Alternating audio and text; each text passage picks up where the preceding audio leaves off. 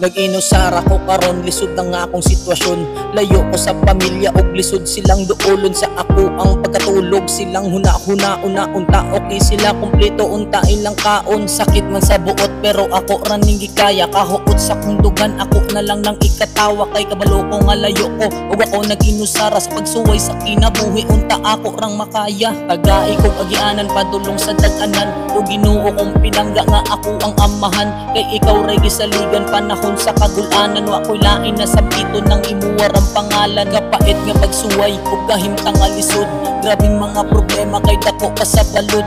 Hapit na kong maanod pero di ko gustong malunod. Kay nisalig kus Ginoo sa iyang mga balaod. Layo ko, nalayo ko nila. Gisuwayan ko sa Ginoo na mag-inusara. Layo ko, nalayo ko nila. Isuwayan ko sa Ginoo na mag-inusara.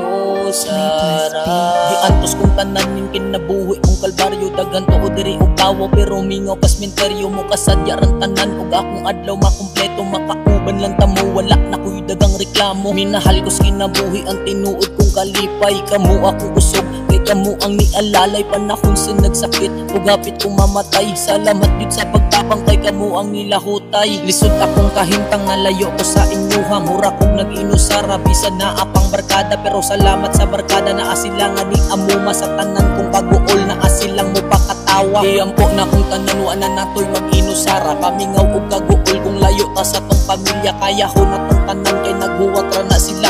Muuli ra tang tanan sa tag sa natong pamilya. Layo ko, nalayo ko nila. Gisuwayan ko sa Ginoo na mag-inusara. Layo ko, nalayo ko nila.